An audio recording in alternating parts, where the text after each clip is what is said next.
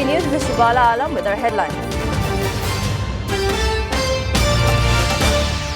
UN court to rule on jurisdiction in Rohingya genocide case. If reject Myanmar's objection, they will set the stage for court hearings.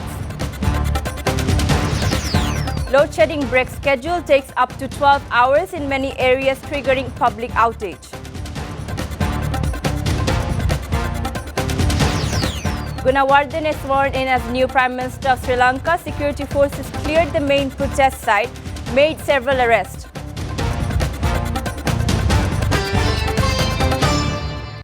The United Nations highest court is ruling Friday on whether to proceed with a landmark case that accuses Myanmar's rulers of genocide against the country's mainly Muslim Rohingya minority. The International Court of Justice is set to deliver its decision on Myanmar's claim that the Hague-based court does not have jurisdiction and that the case filed by the tiny African nation of Gambia in 2019 is inadmissible. If judges reject Myanmar's objection, they will set the stage for court hearings airing evidence of atrocities against the Rohingya that rights groups and a UN probe say amount to breaches of the 1948 Genocide Convention. Gambia filed the case with the World Court alleging that Myanmar is breaching the Genocide Convention. Lawyers representing Myanmar argued in February that the case should be tossed out because the World Court only hears cases between states and the Rohingya complaint was brought by Gambia on behalf of the Organization of Islamic Cooperation. They also claimed that Gambia could not bring the case to court as it was not directly linked to the events in Myanmar and that a legal dispute did not exist between the two countries before the case was filed. Gambia's Attorney General and Justice Minister Dauda Jallow insisted in February that the case should go ahead and that it was brought by this country. Joint General Secretary of ruling Awami League Mahbubul Alam Hanif today said, those who have trust in people and the ability to join elections will participate in the upcoming general election. He made the remark before holding a view exchange meeting with different education institution chiefs at Kushtia Shilpokala Academy. Hanif said that the ruling Awami League never held unfair polls, but the BNP had done it. Regarding the Election Commission's meeting with the political parties, the ruling party leader said that the EC is holding meetings with the political parties as the Commission wants to hold a free and more acceptable election through consulting with the political parties. Load shedding takes place for up to 12 hours every day in many areas of the country, triggering public outage, though the government authorities announced a 1-hour power cut. Last week, the government announced the scheduled load shedding across the country in a bid to save foreign exchange reserve by reducing fuel import. The area-based power cut started across the country on July 19. As per the announcement, the scheduled power cut is not taking place in all areas of the country, many said. However, several areas of the capital have experienced additional load shedding. Outside Dhaka, Polli Bidyut Samiti have been experiencing up to 12 hours of load shedding since Tuesday, when the area-based power cut schedule came into effect. However, people complain that they are experiencing frequent power outages. Local electricity authorities said that the power supply is less than the demand in the area.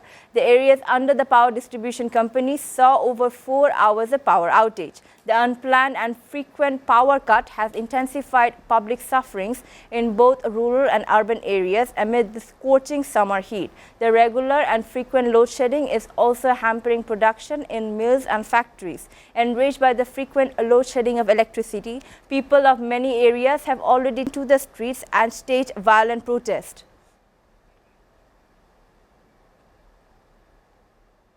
No relief is seen in sight as the mild heat wave sweeping through some districts of Bangladesh is likely to continue, says the weather department. However, light to moderate rains or thunder showers accompanied by temporary gusty wind is likely to occur at many places over Rangpur, Mymensingh, Borishal, Chattogram and Sylhet divisions, according to Bangladesh Meteorological Department. Showers are also expected to occur at a few places over Dhaka, Rajshahi, Khulna divisions with moderately heavy falls at isolated places over the country. The mild heat wave sweeping over the district of Rajshahi and Pabna may continue. Day and night temperatures may also remain nearly unchanged over the country.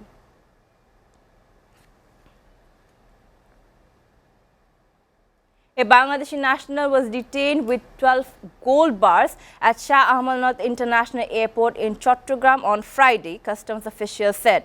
The arrestee has been identified as Mohammad Mizanuddin, a resident of Fotikchori Upazila, said Farhad Hussain, managing wing commander of the airport. Mizan arrived from Sharjah around 7:30 am on an Air Arabia flight. The gold bars weighing 1.4 kilogram and worth Dhaka 1 crore were found in his baggage during checking, said the official.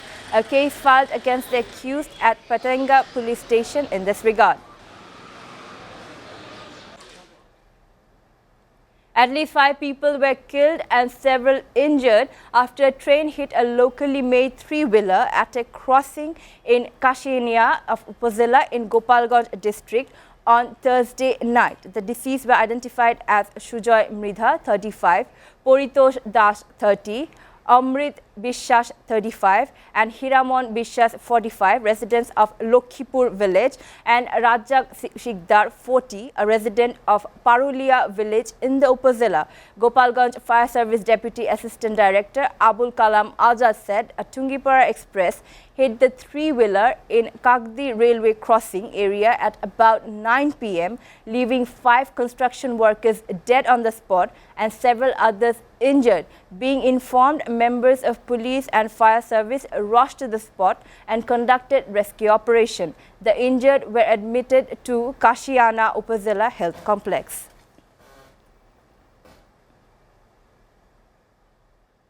Viewers are taking a short break. Please stay with us.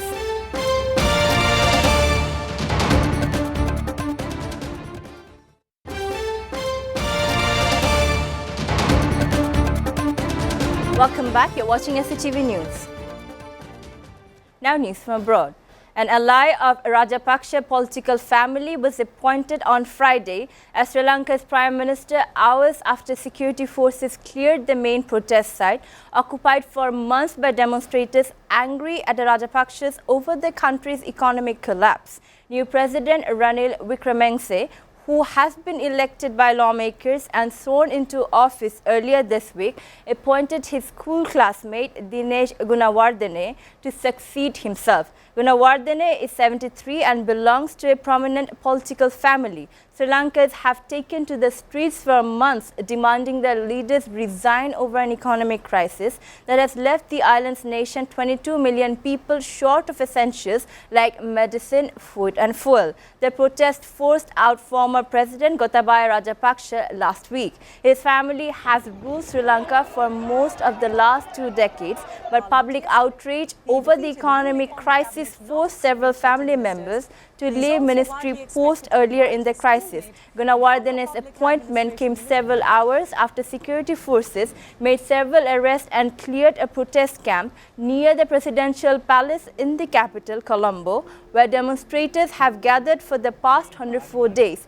Army and police personnel arrived in trucks and buses around midnight, removing tents and protest banners. They blocked off roads leading to the site and carried long poles. The security forces were witnessed beating up at least 2 journalists.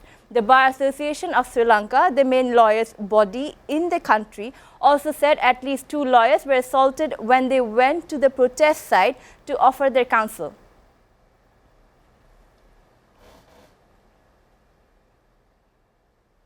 Russian President Vladimir Putin and Saudi Arabia's Crown Prince Mohammed bin Salman spoke about the oil in the telephone conversation on Thursday, the Kremlin said. The call comes less than a week after Saudi Arabia's de facto ruler met visiting US President Joe Biden. Putin and Prince Mohammed discussed the detail about the situation on the international oil market. They stressed the importance of reinforcing cooperation in OPEC+, the Kremlin said in a statement. The Saudi-led OPEC+ oil cartel has been cooperating with a number of other oil-exporting nations, including Russia, for several years to better control the oil market. The call comes after the global energy markets have been marked by volatility as traders swing between concerns about supply and worries that a global recession will crush demand. The International Energy Agency warned last week that oil supply may not keep up with demand next year. Japan's cabinet on Friday formally decided to hold a state funeral on September 27 for assassinated former Prime Minister Shinzo Abe, and national debate over the plan, which some criticize as an attempt to glorify a divisive political figure. Abe was gunned down earlier this month during a campaign speech in the western city of Nara, shocking a nation known for safety and strict gun control.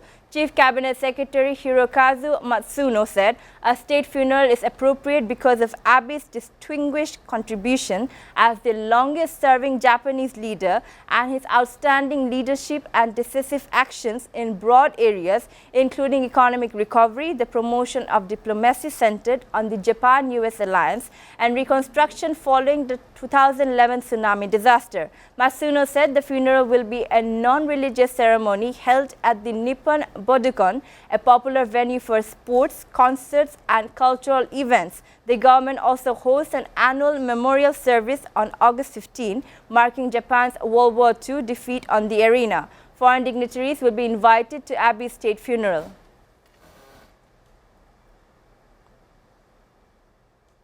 Before ending, we go to the headlines again. UN court to rule on jurisdiction in Rohingya genocide case. If reject Myanmar's objection, they will set the stage for court hearings. Load shedding break schedule takes up to 12 hours in many areas, triggering public outage.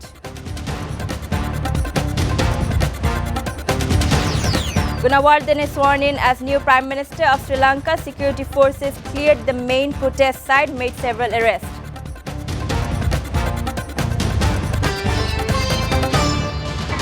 You're up to date so far here on SATV News, and to know the latest news, visit www.satv.tv. Stay with SATV.